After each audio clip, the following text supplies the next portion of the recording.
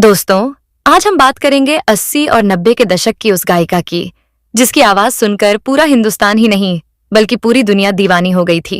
क्या आप जानते हैं कि इस लड़की ने कैसे लता मंगेशकर और आशा भोसले जैसी महान गायिकाओं के जादू को भी तोड़ दिया था?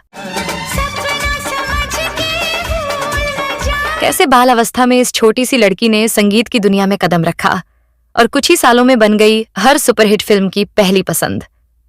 90 के दशक में यह लड़की बन चुकी थी सुपरहिट की गारंटी और फिल्म की हीरोइनें तक डायरेक्टर और प्रोड्यूसर से गुजारिश करती थीं कि उनकी फिल्मों में इसी की आवाज ली जाए। और यही वजह थी कि आगे चलकर यह गायिका 90 के दशक की सभी सुपरहिट अभिनेत्रियों की आवाज बन गई, जिसे आज भी करोड़ों लोग सुनते हैं। लेकिन क्या आप जानते हैं कि इसके पीछे इनके माता पिता ने कितना बड़ा संघर्ष किया था? कैसे इस गायिका ने गुस्से में स्टूडियो से एक लड़के को भगा दिया था और वही लड़का आगे चलकर बन गया बॉलीवुड का सबसे बड़ा सुपरस्टार।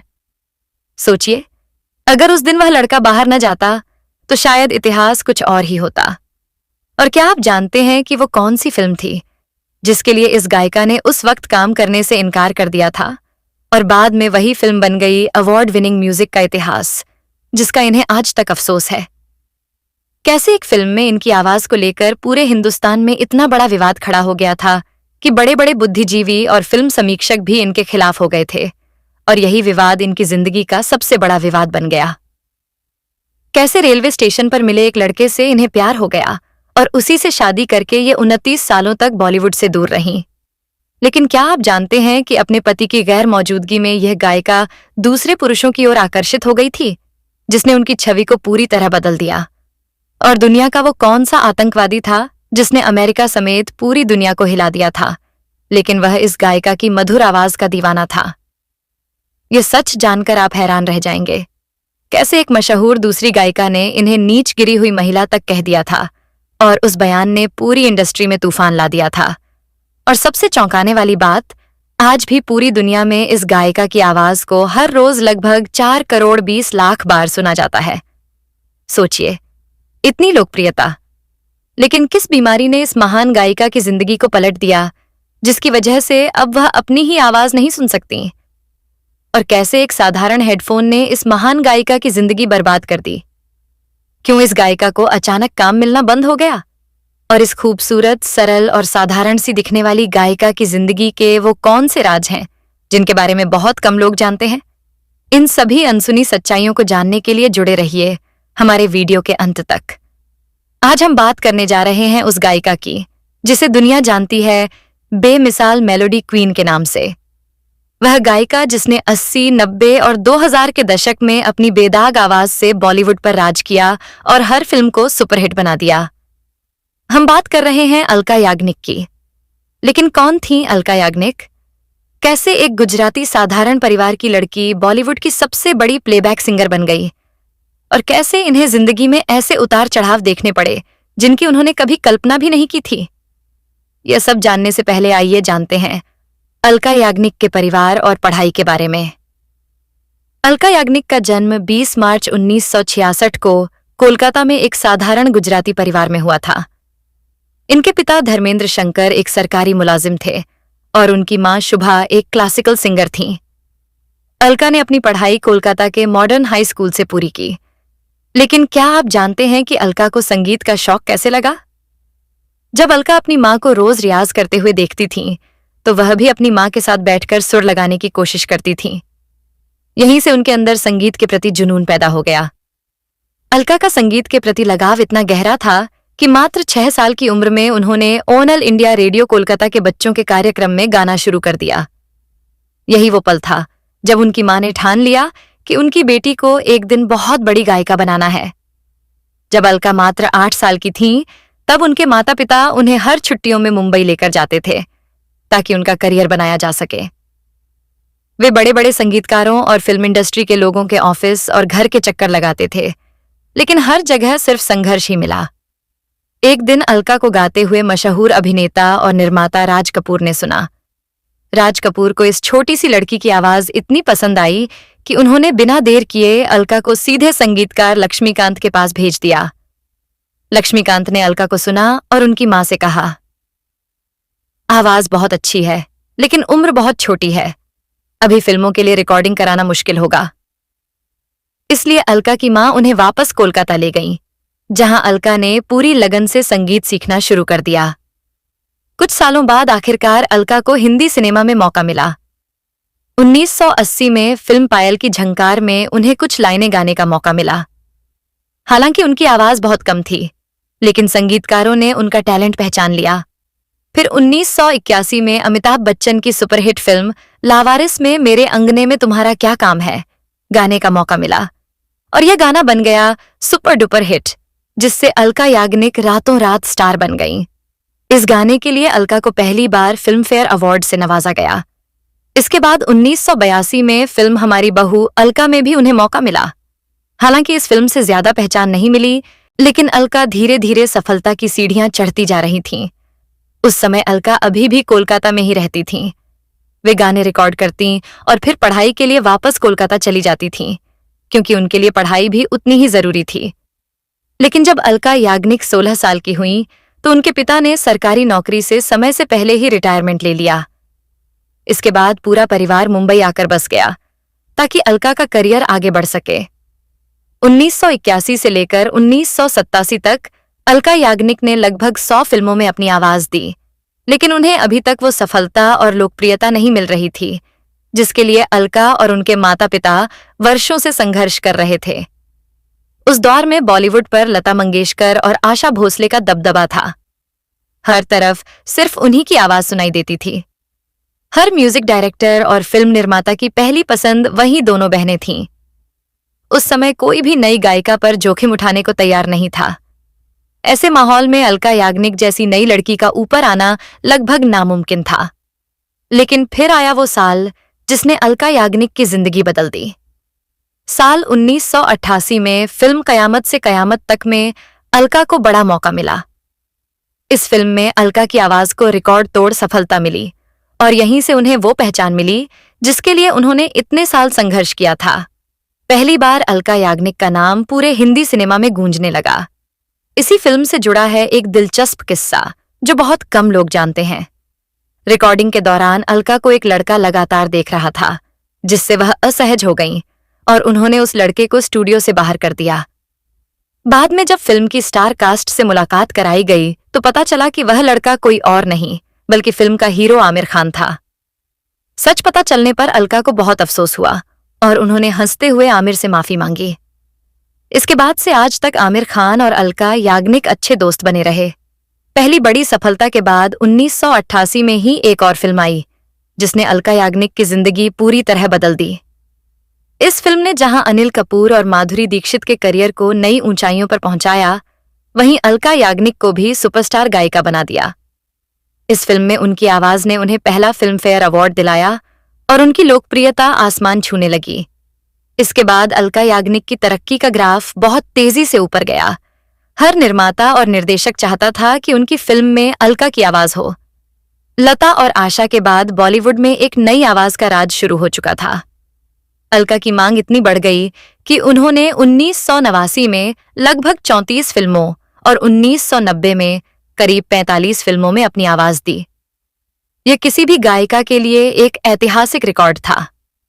फिर 1993 में आई सुभाष घई की फिल्म खलनायक, जिसने अलका याग्निक को वो नाम और शोहरत दी जिसके लिए उन्हें आज भी याद किया जाता है। हालांकि इस फिल्म की एक आवाज को लेकर समाज में भारी विवाद खड़ा हो गया। लोगों ने इसे भारतीय संस्कृति के खिलाफ बताया और बड़े बड़े बुद्धिजीवियों ने भी इसकी आलोचना की। यह विवाद इतना बढ़ा कि सड़कों पर विरोध प्रदर्शन तक हुए, लेकिन इन सब के बावजूद वह आवाज हमेशा के लिए अमर हो गई और अलका याग्निक का नाम इतिहास में दर्ज हो गया। 1993 में अलका याग्निक की गायकी को वह सम्मान मिला जो हर सिंगर का सपना होता है और जिसके लिए वह पूरी जिंदगी मेहनत करता है। साल 1993 में ही एक फिल्म हम हैं राही प्यार के में अलका याग्निक की आवाज रिकॉर्ड की गई। हालांकि फिल्म ठीक ठाक रही, लेकिन इस फिल्म के एक गाने के लिए अलका याग्निक को उनकी जिंदगी का पहला राष्ट्रीय पुरस्कार मिला। यह सम्मान अलका और उनकी मां के लिए बेहद खुशी का पल था, लेकिन साथ ही एक गहरा दुख भी था, क्योंकि यह पुरस्कार मिलने से पहले ही अलका के पिता का देहांत हो चुका था। उनके पिता ही थे जिन्होंने पहले ही कहा था, अलका, तुम्हें इस गाने के लिए एक दिन राष्ट्रीय पुरस्कार जरूर मिलेगा। उनकी बात सच साबित हुई, लेकिन उस खुशी को देखने के लिए वे जिंदा नहीं थे। 90 के दशक की शुरुआत से ही अलका याग्निक माधुरी दीक्षित, जूही चावला, करिश्मा कपूर, काजोल और रवीना टंडन जैसी सुपरहिट अभिनेत्रियों की आवाज बन चुकी थीं। उस दौर में शायद ही कोई ऐसी फिल्म बनती थी जिसमें अलका याग्निक की आवाज न हो। यही वह समय था जब अलका अपने करियर के सबसे ऊंचे पायदान पर थीं। फिल्म की हीरोइनें खुद निर्माता और निर्देशक से गुजारिश करती थीं कि उनकी फिल्मों में सिर्फ अलका याग्निक की आवाज ली जाए, और निर्माता भी खुशी खुशी यह मांग पूरी करते थे, क्योंकि उन्हें पता था कि अलका की आवाज फिल्म की सफलता की गारंटी है। इन्हीं वजहों से अलका याग्निक को मेलोडी क्वीन और रोमांटिक संगीत की रानी कहा जाने लगा। 90 के दशक में अलका याग्निक ने उदित नारायण और कुमार शानू के साथ मिलकर हिंदी सिनेमा को ऐसे यादगार संगीत दिए जिन्हें आज भी सदाबहार कहा जाता है। इसके बाद 1998 में एक सुपरहिट फिल्म के टाइटल ट्रैक के लिए अलका याग्निक को एक बार फिर राष्ट्रीय पुरस्कार से सम्मानित किया गया। इस दशक में लगभग हर बड़ी सुपरहिट फिल्म में अलका याग्निक की आवाज जरूर होती थी, लेकिन इसी दौर में अलका के जीवन में एक ऐसा मौका भी आया जिसका उन्हें आज तक अफसोस है। दरअसल अलका याग्निक को एक अनजान नंबर से कॉल आया। कॉलर ने कहा कि वह अपनी फिल्म के लिए अलका और कुमार शानू की आवाज चाहते हैं। अलका को उस लड़के के बारे में कुछ भी जानकारी नहीं थी, इसलिए उन्होंने कुमार शानू से पूछा कि क्या उन्हें भी ऐसा कॉल आया है। कुमार शानू ने जवाब दिया, हाँ आया था, लेकिन मैंने मना कर दिया। और यही वो फैसला था जिसने बाद में बॉलीवुड इतिहास में एक बड़ा मोड़ ला दिया। लेकिन अलका याग्निक को फोन करने वाला यह लड़का कोई और नहीं बल्कि मशहूर संगीतकार AR रहमान थे। रहमान अपनी फिल्म रोजा के लिए अलका और कुमार शानू की आवाज चाहते थे, लेकिन उस समय दोनों ने इस फिल्म में काम करने से मना कर दिया। कुछ समय बाद जब अलका ने इस फिल्म का संगीत सुना तो उन्हें बहुत अफसोस हुआ, क्योंकि इस फिल्म के लिए AR रहमान को राष्ट्रीय पुरस्कार मिला और उनका नाम पूरी दुनिया में मशहूर हो गया। यह वही मौका था जिसे खो देने का अफसोस अलका को आज तक है। इसके बाद अलका याग्निक ने सुभाष घई की ड्रीम फिल्म ताल के लिए अपनी आवाज दी। इस फिल्म में उनके काम के लिए अलका को तीसरा फिल्म फेयर अवार्ड भी मिला और उनकी लोकप्रियता और ज्यादा बढ़ गई। लेकिन जब एक तरफ उनकी सफलता चरम पर थी, उसी समय उनका एक बड़ा विवाद दूसरी मशहूर गायिका अनुराधा पौडवाल से हो गया। यह विवाद उस वक्त शुरू हुआ जब आमिर खान और माधुरी दीक्षित की एक फिल्म में पहले अलका की आवाज रिकॉर्ड की गई थी, लेकिन बाद में वह आवाज अनुराधा पौडवाल से रिकॉर्ड करवा ली गई। यह बात पता चलने पर अलका याग्निक इतनी नाराज हो गईं कि उन्होंने उस फिल्म के संगीतकारों से दूरी बना ली और लगभग 2 साल तक उनके साथ कोई काम नहीं किया। अपने एक इंटरव्यू में अलका याग्निक ने कहा था, म्यूजिक इंडस्ट्री में नैतिकता और एकता नहीं है। जो काम मेरी आवाज में रिकॉर्ड हो चुका था उसे किसी और से रिकॉर्ड नहीं करवाना चाहिए था। उन्होंने अनुराधा पौडवाल पर नाराजगी जाहिर करते हुए कहा कि दूसरे सिंगर के काम को अपनी आवाज में दोबारा रिकॉर्ड करना गलत है और ऐसा करने वालों को शर्मिंदा होना चाहिए। यह बयान उस समय इंडस्ट्री में काफी चर्चा में रहा था। अब आइए बात करते हैं अलका याग्निक की निजी जिंदगी और उनकी प्रेम कहानी के बारे में। एक ऐसी प्रेम कहानी जिसके लिए अलका को वह सब करना पड़ा जिसकी उन्होंने कभी कल्पना भी नहीं की थी। अलका याग्निक ने बिजनेसमैन नीरज कपूर से शादी की। इन दोनों की प्रेम कहानी काफी दिलचस्प है। अलका और नीरज की पहली मुलाकात 1986 में दिल्ली के रेलवे स्टेशन पर हुई थी। जब अलका अपनी मां के साथ कोलकाता से दिल्ली आई थी तो उनकी मां की सहेली का भतीजा उन्हें लेने आया था। उस लड़के का नाम नीरज कपूर था। यहीं से दोनों की दोस्ती शुरू हुई और धीरे धीरे यह दोस्ती प्यार में बदल गई। करीब 2 साल तक दोनों के बीच मोहब्बत का यह सिलसिला चलता रहा। कुछ समय बाद दोनों ने अपने परिवार वालों को इस रिश्ते के बारे में बताया और शादी करने का फैसला किया, लेकिन इस रिश्ते में सबसे बड़ी रुकावट अभी आनी बाकी थी। इन दोनों का अलग अलग शहरों में रहना दरअसल इसलिए था क्योंकि नीरज कपूर मेघालय के शिलोंग में अपना व्यापार करते थे, जबकि अलका याग्निक मुंबई में रहती थीं। दोनों ही अपना अपना काम नहीं छोड़ सकते थे, इसलिए उन्होंने अलग अलग रहने का फैसला भी स्वीकार कर लिया। परिवार वालों ने कहा कि यह शादी संभव नहीं है। उन्होंने कहा कि एक शहर में रहेगा और दूसरा दूसरे शहर में, तो शादी कैसे चलेगी। लेकिन दोनों ने जिद पकड़ ली कि अगर शादी करेंगे तो एक दूसरे से ही करेंगे, वरना नहीं करेंगे। आखिरकार साल 1989 में दोनों ने शादी कर ली। शादी के बाद नीरज कपूर कुछ समय के लिए मुंबई आए और यहां अपना व्यापार शुरू किया, लेकिन उनका व्यापार नहीं चल पाया और उन्हें भारी नुकसान हुआ। इसके बाद नीरज ने वापस शिलोंग लौटने का फैसला किया। इसके बाद से लगभग 28 सालों तक दोनों अलग अलग शहरों में रहते रहे। पति से दूर रहना अलका याग्निक को बहुत खलता था। शादी के बाद वह अकेले ही बेटी की जिम्मेदारी, घर की जिम्मेदारी और अपने करियर को संभाल रही थीं। पति पत्नी के बीच बनी इस दूरी ने उनकी जिंदगी में तनाव और अकेलापन भर दिया था। हालात ऐसे हो गए कि उनके रिश्ते में काफी खींचतान हुई और बात तलाक तक पहुंच गई। इसी दौरान पति की कमी के कारण अलका याग्निक दूसरे पुरुषों की ओर भावनात्मक रूप से आकर्षित होने लगी थीं। लेकिन बात हाथ से निकलने से पहले उन्होंने खुद को संभाला और पति से मनमुटाव खत्म करके अपनी शादी बचाने का फैसला किया। आज दोनों एक खुशहाल जीवन जी रहे हैं।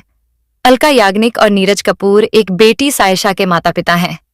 सायशा की शादी साल 2018 में उनके प्रेमी अमित देसाई से हुई। उनकी बेटी का संगीत की दुनिया से कोई संबंध नहीं है। अलका याग्निक पिछले कई सालों से गाना नहीं गा रही हैं। इसके पीछे वह संगीत में आए बदलाव को वजह मानती हैं। अलका का कहना है कि आज के संगीत में पहले जैसी शुद्धता नहीं रही और 90 के दशक के संगीत से आज के संगीत का कोई मेल नहीं है। इसी बदलाव की वजह से कुमार शानू, उदित नारायण और अलका याग्निक जैसे कई बड़े गायकों को काम मिलना कम हो गया। आज भले ही अलका याग्निक की आवाज कम सुनाई देती हो, लेकिन एक समय ऐसा था जब उनकी आवाज का जादू पूरी दुनिया पर छाया हुआ था। बताया जाता है कि दुनिया का सबसे खतरनाक आतंकवादी ओसामा बिन लादेन भी अलका याग्निक की आवाज सुनता था। जब उसकी मौत हुई तो उसके ठिकाने से अलका याग्निक के संगीत रिकॉर्ड्स मिले थे। इससे अंदाजा लगाया गया कि वह अलका याग्निक का बड़ा प्रशंसक था। यह उनकी लोकप्रियता का सबसे बड़ा उदाहरण है। अलका याग्निक ने लगभग हर भारतीय भाषा में अपनी आवाज दी है और संगीत की दुनिया में अपनी अलग पहचान बनाई है। अलका याग्निक ने लगभग 1000 हिंदी फिल्मों में करीब 2600 से ज्यादा गाने गाए हैं। अलका याग्निक लता मंगेशकर, आशा भोसले, मोहम्मद रफी और किशोर कुमार के बाद सबसे ज्यादा गाने वाली प्रसिद्ध महिला गायिकाओं में से एक हैं। अलका याग्निक का नाम Guinness book of world record में भी दर्ज है। अलका पहली ऐसी भारतीय गायिका हैं जो लगातार कई वर्षों तक टेलर स्विफ्ट, ड्रेक और बीटीएस जैसे बड़े अंतर्राष्ट्रीय सिंगर्स को पीछे छोड़ते हुए 2020, 2021 और 2022 में सबसे ज्यादा सुनी जाने वाली गायिका बनी। एक रिपोर्ट और सर्वे के अनुसार साल 2022 में अलका याग्निक के गानों को लगभग 15.3 अरब बार सुना गया। यानी उनके गानों को हर दिन लगभग 4 करोड़ 20 लाख बार सुना गया, जो अपने आप में एक बहुत बड़ी उपलब्धि है। अलका याग्निक ने कई music video, live music show, music album और भक्ति संगीत के भी गाने गाए हैं। भारतीय हिंदी सिनेमा में शायद ही कोई ऐसा कलाकार, निर्माता या अभिनेता रहा होगा जिसके साथ अलका याग्निक ने गाना नहीं गाया हो। अलका याग्निक ने संगीतकार नदीम श्रवण की जोड़ी के साथ मिलकर हिंदी सिनेमा को सबसे ज्यादा हिट और सुपरहिट गाने दिए। लेकिन दोस्तों, साल 2024 के जून महीने में अलका याग्निक ने एक सोशल मीडिया पोस्ट के जरिए अपने फैंस को एक चौंकाने वाली जानकारी दी। इस खबर से पूरी म्यूजिक इंडस्ट्री और दुनिया भर में खलबली मच गई। अलका याग्निक ने बताया कि कुछ हफ्ते पहले जब वह एक फ्लाइट से उतरी तो उन्हें महसूस हुआ कि उन्हें कुछ भी सुनाई नहीं दे रहा है। कई दिनों बाद उन्होंने हिम्मत जुटाकर अपने दोस्तों और चाहने वालों को बताया कि वह कहाँ गायब थीं और उन्हें क्या समस्या हो रही है। उन्होंने बताया कि उन्हें सुनाई देना बंद हो गया है। बॉलीवुड की मशहूर गायिका अलका याग्निक इन दिनों एक दुर्लभ बीमारी से जूझ रही हैं, जिसमें उनकी सुनने की क्षमता प्रभावित हो गई है। डॉक्टरों के अनुसार उन्हें एक वायरल अटैक हुआ था, जिससे उनकी सेंसरी नर्व प्रभावित हो गई और उन्हें सुनाई देना बंद हो गया। इस बीमारी का इलाज चल रहा है, लेकिन अलका पूरी तरह ठीक हो पाएंगी या नहीं, ये कहना अभी मुश्किल है। डॉक्टरों ने यह भी बताया कि ज्यादा तेज आवाज और लंबे समय तक हेडफोन के इस्तेमाल से भी ऐसी बीमारी हो सकती है, इसलिए लोगों को इससे बचकर रहना चाहिए। अलका याग्निक के इस पोस्ट के बाद हिंदी सिनेमा के कई बड़े गायकों और कलाकारों ने उनकी जल्द स्वस्थ होने की कामना की। किस्मत का यह कितना बड़ा खेल है कि जिस गायिका की आवाज सुनने के लिए लाखों करोड़ों लोग दीवाने थे, वही गायिका अब अपनी ही आवाज नहीं सुन पा रही हैं। यह अलका याग्निक के साथ किस्मत का बहुत बड़ा अन्याय है। फिलहाल अलका याग्निक डॉक्टरों की निगरानी में इलाज करवा रही हैं और उनके प्रशंसक उनके जल्द ठीक होने की दुआ कर रहे हैं। अलका याग्निक अब 59 साल की हो चुकी है। बीमार होने से पहले अलका कई लाइव शो और रियलिटी शोज में बतौर जज नजर आती रही हैं।